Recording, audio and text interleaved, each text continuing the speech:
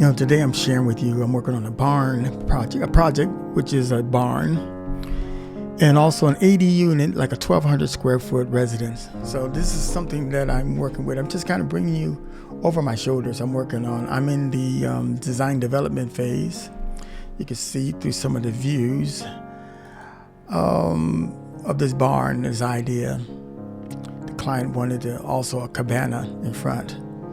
And so you can just see as I'm working with, I'm using the software, I'm using Revit, and you can see the barn, this is the kind of style you're looking for. Just kind of taking you through. Here's some interiors work I'm working on. Did some modeling here. One of the open filling, this is the AD unit area. Kind of another view of the AD unit area. And then this is the barn outside, on the back side. I'll give you a little more detail later. Spiral stair, going to a loft above, section cutting through the bedroom and the bathroom. I'll give you a sight, just kind of taking you through my sheets.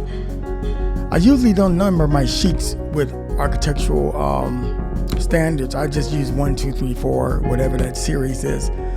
So it kind of distinguishes when I'm looking at my areas on the left side here, that I'm not into these areas of the construction document phase of the drawings. Well, explain it the best I can.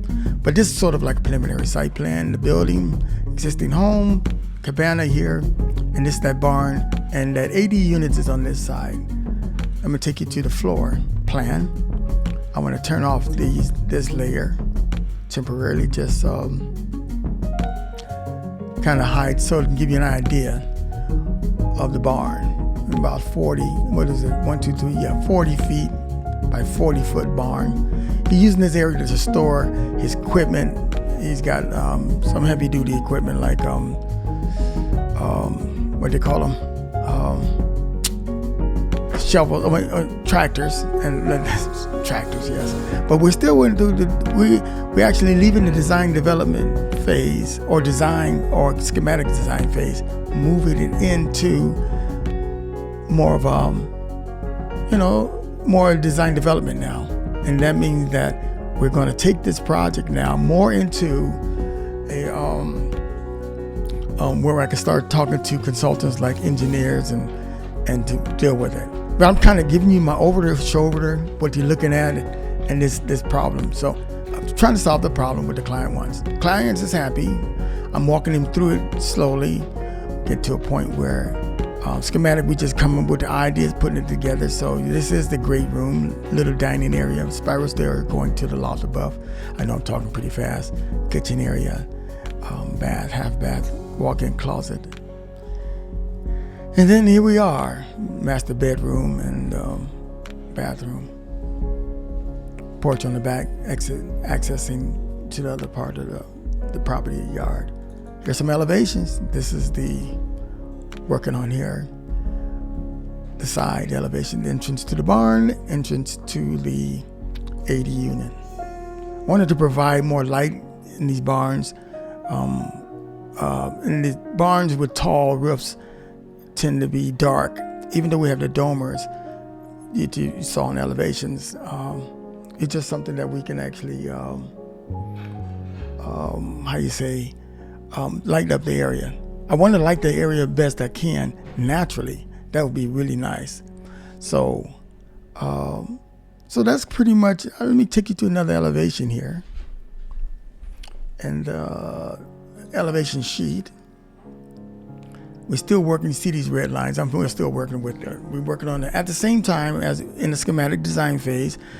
We're moving into the design development, but we still need to consider materials. He's wanting this to be stone, and the top is going to be some type of lap siding or whatever. These lines represent, we're going to do some cross bracing.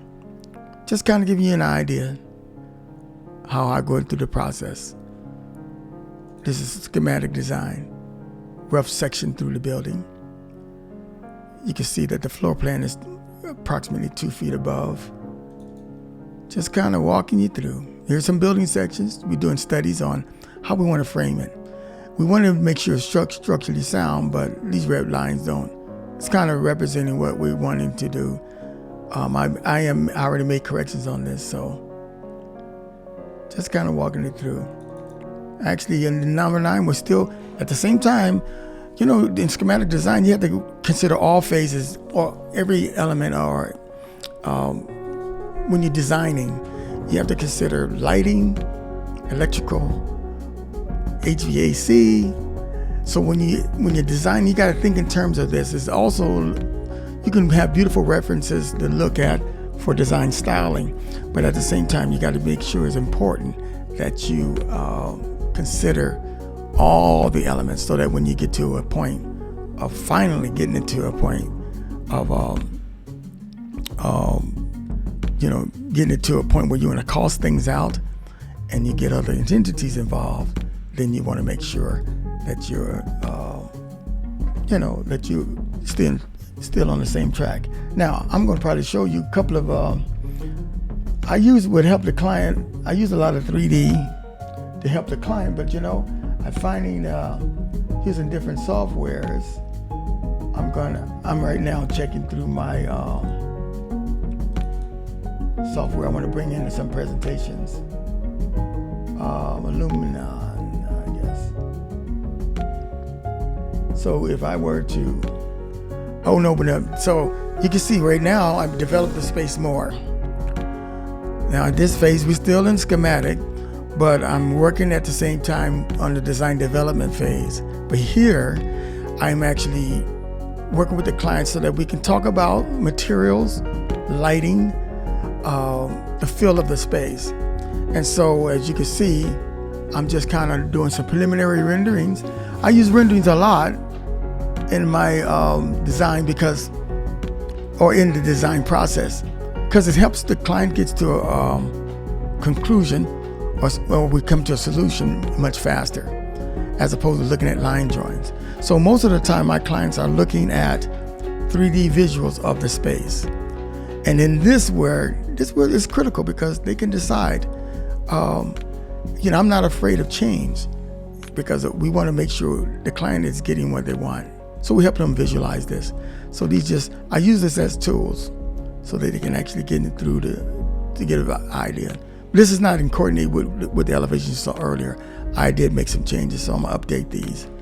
And I could probably show you later on how I use these different softwares in my practice.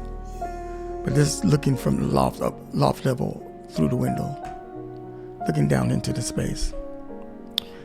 Yeah, so this is kind of my design process. We're currently getting ready to go design development. Now we're gonna get into the part that's not as fun is the budgeting. Can this fit his budget? We sort of thought about it in the beginning, but I was just trying to get square footages in and things like that. Alrighty, here we are. I'm just going to show you an animation of the design. We're still in the design or schematic design phase, and it's just a preliminary. So let me walk you through this barn and residence. So let me, all right. Okay, here we go. As mentioned before, it's a preliminary design process. Kind of looking outside. We still need to do a lot of development on the outside, but we enter into the front door. But the door is not going to be that tall at this time. But look, we're into the living room, grand room, dining to your right.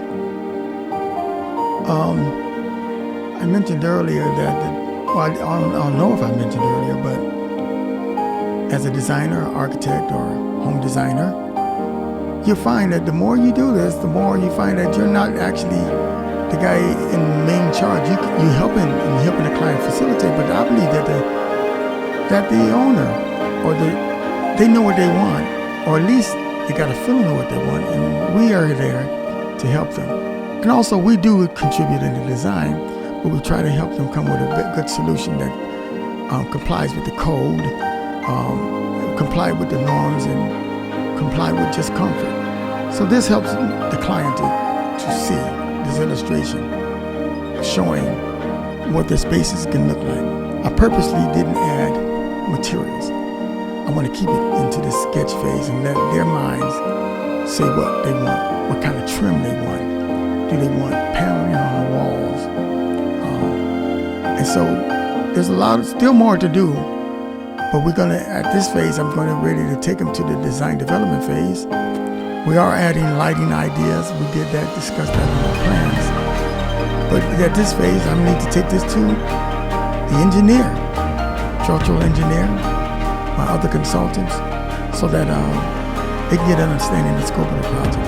Because here we get to the point of, not the popular part of the project, but the most important part is the budget. Can you afford this? And how feasible this project is. So, we spent maybe about 20 hours coming up to a solution similar to this. And the reason why it didn't take that long, I think 20 hours is pretty short, but the reason why I think it turned out well is that because of the visualization tools that we have. It's amazing that it cuts the time down. I do a lot of sketches too. I still use hand sketching. I use my hand and pencil on paper to come out with ideas. But when I'm pretty much convinced of where I'm going, then I get into the 3D a 3D phase of the project. So this is it. I just hope this is my first video on designing a home. A lot of the lessons I've learned through the years, I hope that you have some value in this. Hey, just drop a question, send me a direct message even, and I'll answer every one of them, helping you on your quest to become a designer. After 30 years of practicing, been to many firms and a lot of firms in the field, doing all kinds of architecture, commercial, industrial, and residential. I find residential it's more fun for me because you spend a little more time on the details and addressing the needs of the client. So let me know what you think. My name is Anthony Frazier. I'm part of the Partner in Design.